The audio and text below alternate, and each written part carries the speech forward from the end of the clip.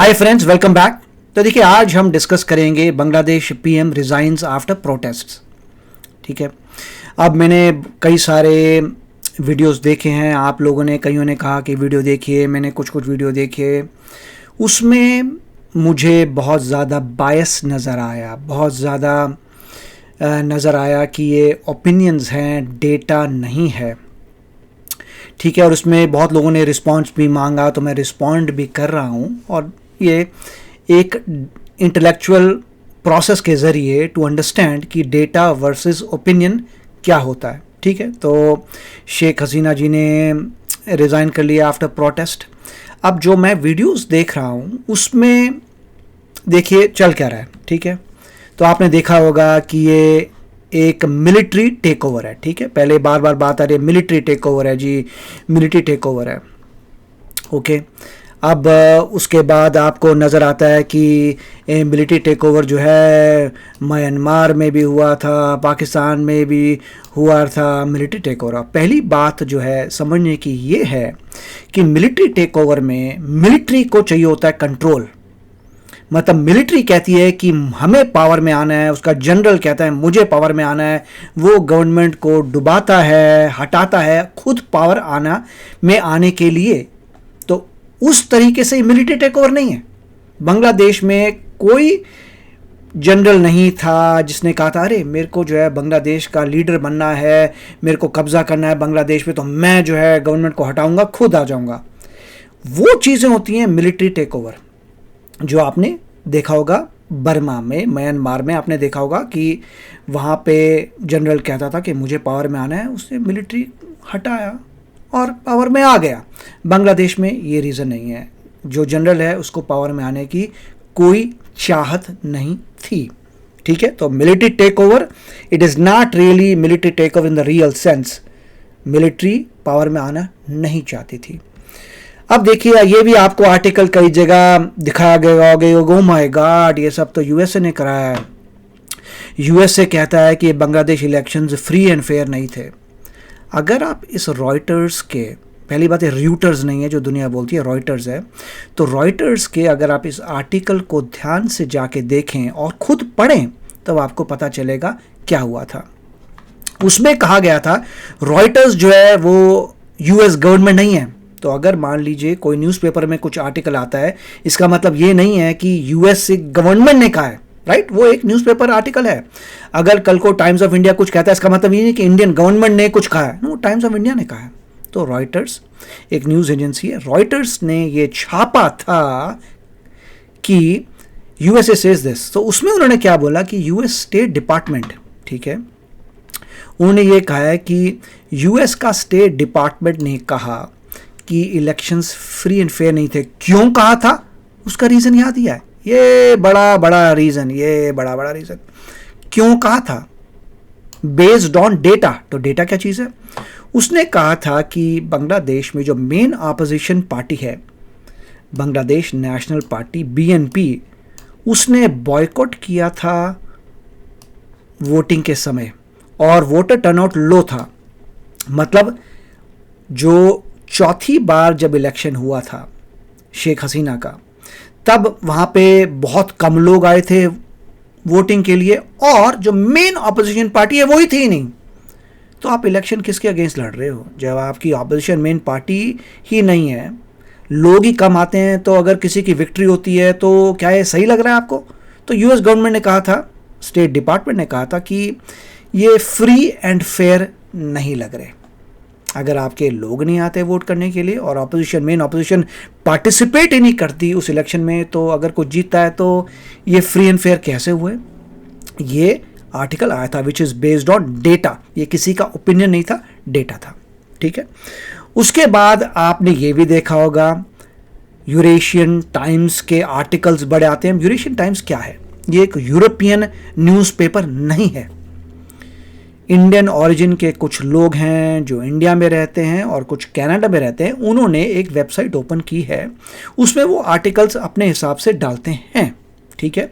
तो इसमें ये नहीं सोच लेना चाहिए कि ये कोई यूरोपियन न्यूज़ एजेंसी है जो कर रही है, नहीं, इसमें कुछ लोग हैं इंडियन ओरिजिन के, मतलब इंडियन मूल के, जो आर्टिकल्स पब्लिश करते हैं। कुछ कनाडा में होंगे, कुछ इंडिया में होंगे, ठीक है। अब इसमें देखिए, जब ये न्यूज़ आई थी, इसमें क्या लिखा था, it was written by guest author. बहुत ध्यान से देखने वाली बात है, गेस्ट ऑथर ने लिखा था। ये उनका जो यूरेशियन के जो लोग हैं उन्होंने नहीं लिखा, एक गेस्ट ऑथर ने लिखा है। कौन सा गेस्ट ऑथर, वो लिखा है। फिर उन्होंने मेंशन किया ऑपेड है, ये ओपिनियन एडिटोरियल है, ये ओपिनियन है, ये कोई डेटा नहीं है, फैक्ट नहीं, ओपिनियन है किसी इंसान का, वो ये इंसान का नाम लिखा है, ठीक है, सलाउद्दीन शोएब चौधरी, ठीक है। तो ये एक इंसान है, उसने एक गेस्ट ऑथर है, उसने बोला होगा भाई साहब मेरे ये थॉट प्रोसेस है, मेरा ये सोचना है, मैं पब्लिश करना चाहता हूँ। यूरेशियन ने बोला ठीक है, आप पब्लिश कर दीजिए, कर देते हैं। फिर जब उन्होंने पब्लिश किया तो उसने फिर लिखा views personal of the author, मतलब ये जो व्यूज हैं ये ऑथर के अपने पर्सनल व्यूज हैं, right, views personal of the author. तो दोबारा इंडिकेट कर रहे हैं कि भैया ये जो लिखा गया है ये एक बंदे का ओपिनियन है, उसके पर्सनल थॉट्स हैं, हमारे नहीं है, हमारे न्यूज़पेपर का नहीं है, उस बंदे के पर्सनल थॉट है, मगर हम छाप रहे हैं आपके लिए, ओके। और उसमें उस इंसान ने जो भी है शोएब चौधरी, उसने अपना एक ओपिनियन बना, वो बांग्लादेश का ही है, राइट। सो ही वो बांग्लादेश का ही इंसान है जो बांग्लादेश में रहता है। एक मिनट, तो ये देखिए बांग्लादेश का ही इंसान है, ही लिव्स इन बांग्लादेश। उस बांग्लादेश के इंसान ने कहा कि उसके हिसाब से यूएसए बनाने की कोशिश करा। ये एक इंसान का अपना ओपिनियन है, ओके। तो ये समझने की बात है, इसके पीछे data, there is no data, इसके पीछे एक इंसान का बोलना है, ठीक है। अब यहां पे दोबारा जाते हैं, ये एक और कोट किया गया था न्यू एज का, ये जो आर्टिकल है न्यू एज का, इसमें plot on Christian state, plot for Christian state involving parts of Bangladesh and Myanmar. मतलब इन्होंने जब कहा था, इन्होंने पूरे आर्टिकल में एक भी जगह यूएसए का नाम नहीं लिया, ये नहीं लिया, ठीक है। शेख हसीना ने क्या कहा था, अब इसमें आते हैं, ठीक है। तो इसमें शेख हसीना ने क्या बोला, शेख हसीना ने कहा था कि कोई कंट्री कोशिश कर रही है कि हमारे को आपकी कंट्री में मिलिट्री बेस बनाना है, ठीक है, मिलिट्री बेस बनाने के कोई कंट्री कह रही है। कौन सी कंट्री, नोबडी नोज, कोई गोरा इंसान बोल के गया है, दैट्स ऑल, ओके। अगर मान लीजिए मैं किसी को कहता हूं कि मेरे को किसी ने धमकी दी है, हो सकता है तो लोग क्या सोचेंगे, अच्छा हो सकता है धमकी दी हो सकता है ना भी दी हो, क्योंकि मैंने कहा है किसी ने मुझे धमकी दी है, it may be true, it may be false, हो सकता है मैं झूठ बोल रहा हूं, मैंने से बोला मुझे धमकी दी है, सही भी हो सकता है गलत भी हो सकता है। जो व्यूअर सुन रहा है वो बोलेगा ओके, इसने कहा कि इसको किसी ने धमकी दी है, इट कैन बी ट्रू और फॉल्स, मुझे नहीं पता, झूठ भी हो सकता है, सच भी हो सकता है। अगर मैं कहूं कि मुझे श्याम लाल ने धमकी दी है, तब पता चल जाएगा इमीडिएटली, तो डेटा पॉइंट आ गया, मैंने कहा कि श्याम लाल ने मुझे धमकी दी है। अगर ये गलत होगा तो श्याम लाल इमीडिएटली बोलेगा नहीं भैया मैंने तो धमकी नहीं दी तेरे को, ओके। तो इसमें जब आप कहते हैं कि मुझे श्याम लाल ने धमकी दी है, तो श्याम लाल इमीडिएटली कह सकता है, डिनाई कर सकता है मैंने किसी को कोई धमकी नहीं दी, फिर आपका झूठ पकड़ा जाएगा। इसीलिए आप जो है ध्यान से स्टेटमेंट्स दी जाती हैं कि किसी कंट्री ने बोला है कि उसको वहां पे बनाना है। जब किसी पॉलिटिशियन की जिंदगी में प्रॉब्लम्स आ रही होती हैं, बहुत चीजें हो रही हैं, तो वो इस तरीके कई चीजें फेंकता है कि किसी कंट्री ने जो बोला यहाँ बनाना है, कौन सी कंट्री ने भाई, वही बात होगी ना, किसी ने मुझे धमकी दी है। अगर कोई इंसान बोले कि श्याम लाल ने धमकी दी है, तब तो पकड़े जाओगे तुम अगर झूठ बोला है, क्योंकि श्याम लाल बोल देगा मैंने ऐसे कुछ नहीं कहा। फिर जो है कुछ लोगों ने यूएस से पूछा कि क्या आप बनाने की कोशिश करें, तो यूएस ने कहा नहीं भैया, सेंट मार्टिन आइलैंड में जो तुम बोल रहे हो डिफेंस के लिए बनाना चाहते हैं, वहां पे अपना कोई अड्डा, या बांग्लादेश में या म्यांमार में, ऐसा कुछ नहीं करना चाहते। तो यूएस ने कहा एक पॉइंट पे ऐसा कुछ नहीं है, ओके। तो समझिए इसमें डिफरेंस की, ये कहना कि किसी ने धमकी दी है वर्सेस श्याम लाल ने धमकी दी, बहुत फर्क है इसमें, that is up to interpretation. कई बार लोग जो है इस तरीके के एम्बिगुअस स्टेटमेंट्स देते हैं, एम्बिगुअस मतलब इस तरीके की बीच की स्टेटमेंट देते हैं जिससे किसी को पता ना चले, बस डाइवर्ट हो जाए attention, that's it. So there is no data behind this, ठीक है, तो हमने अब जो है ये कवर किया है कि इसमें इस आर्टिकल में यूएसए का कहीं नाम नहीं था। ये आर्टिकल किसी का ऑपेड है, ये यूरेशियन वालों का भी ऑपेड नहीं है, उन्होंने खुद नहीं लिखा, एक बंदा आया गेस्ट ऑथर जो ये लिखता है, और वो जो है अपना ओपिनियन दे रहा है। वो इंसान बांग्लादेश का ही है और वो ओपिनियन दे रहा है, और उन्होंने क्लियर भी कर दिया यूरेशियन ने कि भाई हमें मत सू कर देना, हमारे पीछे मत माना, ये पर्सनल व्यूज हैं एक बंदे के, हमने छाप दिए, दैट्स इट, जो करना है उस बंदे से बात करो। फिर यहाँ पे इसमें जो यूएस स्टेट ने कहा था, उसने कहा था बेस्ड ऑन डेटा। क्या डेटा था? वोटर टर्नआउट कम था और बीएनपी ने बॉयकॉट किया था। जब तुम्हारी कोई प्राइमरी ऑपोजिशन ही नहीं है तो किससे इलेक्शन लड़ोगे? दिस नोबडी जिसके तुम अगेंस्ट लड़ रहे हो। अगर तुमसे जीत गए तो जीते, क्या मतलब क्या इसका? ये किस टाइप का इलेक्शन होता है? अगर डेमोक्रेसी है तो हजारों पार्टीज होती हैं जो लड़ती हैं, तो ऐसा क्यों था? ओके, अब हम आते हैं टू पॉइंट पे कि हुआ क्या था बेस्ड ऑन डेटा। ये ओपिनियन नहीं है। आप बहुत सारे लोग आपको दिखाते हैं, बोलते हैं कि देखिए ये एक बड़ी कॉम्प्लिकेटेड न्यूज़ होगी, इसको मैं आपको साधारण तरीके से बताता हूँ। भैया ये न्यूज़ है, क्या न्यूज़ को भी साधारण तरीके से बनाने की जरूरत पड़ेगी? ये कोई बंदा आईआईटी का एग्ज़ाम नहीं दे रहा, कोई मैथ की प्रॉब्लम नहीं कर रहा, कोई फिजिक्स की प्रॉब्लम नहीं कर रहा, केमिस्ट्री की प्रॉब्लम नहीं कर रहा, ये कोई एमबीबीएस का एग्ज़ाम के लिए टेस्ट प्रिपेयर नहीं कर रहे, तुम आईएएस के लिए प्रिपेयर नहीं कर रहे, डीआरडीओ में आने के लिए सोच नहीं रहे, डारपा में जाने की सोच नहीं रहे, नासा के साइंटिस्ट नहीं बन रहे, राइट, आप इसरो के साइंटिस्ट नहीं बन रहे, उसके लिए पढ़ाई नहीं कर रहे। एक न्यूज़ है भाई, उसको और क्या सिंप्लीफाई करना है? News is already simple, it is just an article. आप उसे पढ़िए और देखिए क्या बोल रहा है अगला बंदा। इतना डिफ्रेंशिएट करिए कि ये क्या किसी का ओपिनियन है या डेटा से कोई बात की गई है। दूसरी बात, अगर कोई इंसान पढ़ भी रहा है आईएएस के लिए, राइट, आईएएस के लिए आप कोशिश कर रहे हैं कि आईएएस में आप पास हो जाए, तो आपको क्या लगता है कि आईएएस में जब वो आपसे प्रश्न पूछेंगे तो वो एक बायस्ड इंसान देखना चाहते हैं जो बिना डेटा के अपनी बात करे? नहीं, उनको डेटा से बंदे चाहिए, राइट। अगर कोई भी इंसान कभी भी कोई एग्जाम ले रहा है तो उस एग्जाम के पीछे डेटा चाहिए, डेटा दिखा फिर अपना बायस बना, सीधा बायस नहीं। That is the point. ठीक है, अब आगे चलते हैं। अब देखिए इसमें मेन बेस्ड ऑन डेटा क्या था। अब ये रीजंस है। पहली बात यह है कि शेख हसीना ने लेजिटिमेटी, उनकी लेजिटिमेसी मतलब कितनी ट्रूथफुल है, कितनी लेजिटिमेट है, कितनी गवर्नेंस, उसकी अप्रोच खराब हो चुकी थी।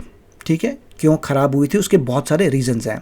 तो ये जो भी दंगा फसाद हुआ है क्योंकि लोगों को कहा था क्या ये लेजिटिमेट, क्या ये असली, क्या ये ट्रू लीडर है।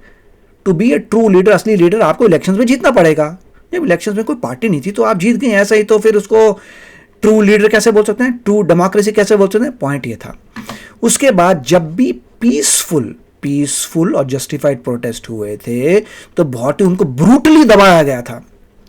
एक्सेसिव यूज ऑफ फोर्स, आपने बहुत एक्सेसिव यूज ऑफ फोर्स किए, बड़ी मिलिट्री यूज की है, शूट ऑन साइट कर दिया कर्फ्यू पे पीसफुल प्रोटेस्ट को बंद करने के। इनिशियली पहले पीसफुल प्रोटेस्ट हुई थी। ऑफ कोर्स जब कोई एक्सेसिव यूज ऑफ फोर्स करेगा, कर्फ्यू लगा, शूट ऑन साइट, तो वो कुछ एक्सेसिव हो जाता है। 300 लोग मर गए थे। ठीक है, फिर जो लोग प्रोटेस्ट कर रहे हैं उनको बोलना कि तुम क्रिमिनल हो, ओके, तुम टेररिस्ट हो, तुम ट्रेटर हो बांग्लादेश के, तो वो भी ठीक नहीं होता। अगर डेमोक्रेसी में हर एक को राइट है पीसफुल प्रोटेस्ट की, अगर पीसफुल प्रोटेस्ट करने कोई आ रहा है आप उसको गालियां नहीं दे सकते, पहली बात। और जबकि पीएम गालियां दे रहा है, दैट इज रॉन्ग। ये था। उसके बाद बांग्लादेश में क्या चल रहा था? इन्फ्लेशन का मतलब क्या? महंगाई। काफी समय से बांग्लादेश में महंगाई है, आप चेक कर लीजिए, डेटा है, चेक कर लीजिए कितनी महंगाई चल रही है बांग्लादेश में। अनएम्प्लॉयमेंट रेट बहुत हाई था काफी सालों से। कितना एम्प्लॉयमेंट? 16%। 16% तक अनएम्प्लॉयमेंट रेट, 16% लोगों को जॉब नहीं मिल रही। जब जॉब नहीं मिल रही और बहुत ही महंगाई है, उसके ऊपर से आप कहें कि भैया 30% कोटा करने वाले हैं जो शेख हसीना की पार्टी के लोगों को ही अप्लाई होगा, तो फिर लोग कैसे चुप बैठेंगे, राइट। एक तरफ से तो जॉब्स नहीं, उसके ऊपर से आप लोग कहते हो कि 30% कोटा कर देंगे, अपनी पार्टी वाले को दे देंगे, तो लोगों को प्रॉब्लम हुई थी। वो पीसफुल प्रोटेस्ट था, उसमें एक्सेसिव फोर्स करने की ज़रूरत नहीं थी, मिलिट्री ज़्यादा अप्लाई करने की ज़रूरत नहीं थी। ठीक है, उसके बाद अगर आप देखें तो उसमें एक और चीज़ कही थी कि she ruled with an iron fist. कोई भी बात हो जाए उसमें आप मिलिट्री को इन्वॉल्व करेंगे, क्रश करेंगे, तो गलत बात होती है। जो भी आपके अगेंस्ट आ रहा है उससे आराम से बिठाइए, उससे बातचीत करिए, उसे नेगोशिएट करिए, कॉम्प्रोमाइज़ निकालिए, रादर देन सीधा आयरन फिस्ट से काम करना। उसके बाद यहाँ पे नीचे जाते हैं तो देखिए इसमें lack of commitment to democracy. जब आप इलेक्शंस कर रहे हैं और कोई आपकी पार्टी ही नहीं है आपके अगेंस्ट, तो फिर क्या डेमोक्रेसी सही है? डेमोक्रेसी क्या सही तरीके से इलेक्शन हुए? That is what we need to see. ठीक है, और वो 4th कंसेक्यूटिव टर्म है, मतलब 4थी बार भी वो आ रही थी मगर बिना किसी ऑपोजिशन पार्टी के। So that was a problem. Eventually हुआ क्या कि इकोनॉमिक एंड सोशल ग्रीवेंसेस ने पूरा इसको किया है। ये मैं नहीं कह रहा, ये एक्सपर्ट बोल रहा है। कौन एक्सपर्ट? तो जेएनयू में है। जेएनयू का प्रोफेसर की ये स्टेटमेंट है कि इकोनॉमिक एंड सोशल ग्रीवेंसेस ने कन्वर्ट किया इसे पॉलिटिकल मूवमेंट। इकोनॉमिक क्या? जॉब्स नहीं है, महंगाई बहुत ज़्यादा है। सोशल क्या है कि अगर कोई पीसफुल प्रोटेस्ट करता है तो इमीडिएटली धावा बोल दो, उनको क्रश करने की कोशिश करो, ये प्रॉब्लम है। तो ये बेसिक रीज़न था। अब ये सब आप जब रीज़न देखते हैं बेस्ड ऑन डेटा, क्या आपको कहीं हेट्रेड जनरेट होती है किसी के अगेंस्ट? नहीं होती। So it is a balanced article. किसी के अगेंस्ट हेट्रेड नहीं है, कोई कॉन्स्पिरेसी थ्योरी नहीं है, कोई ऐसी बात नहीं है जिसमें आप किसी और का ओपिनियन को बढ़ा चढ़ा के बोलें क्योंकि उसका ओपिनियन आपके ओपिनियन से मिलता है। किसका ओपिनियन? वो मैंने दिखाया था। किसका ओपिनियन? जिसका यूरेशियन टाइम्स भी जिसके पीछे नहीं है, वो कह रही है भाई तो जो बंदा बोल रहा है उसके पर्सनल कमेंट्स हैं और गेस्ट ऑथर है, हमारी न्यूज़पेपर से इन्वॉल्व नहीं है।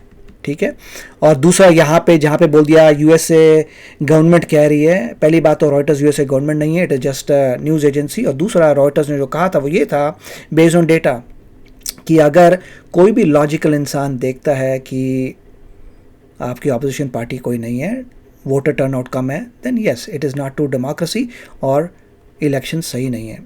तो आप बताइए आपके क्या विचार हैं इसके बारे में। आई होप कि आपको ये वीडियो अच्छा लगा। मैं बहुत ही स्लोली गया हूँ उस पूरे वीडियो में और जिससे मेरे पॉइंट्स आपको मिल सके। तो मिलेंगे अगले में। Take care, bye bye.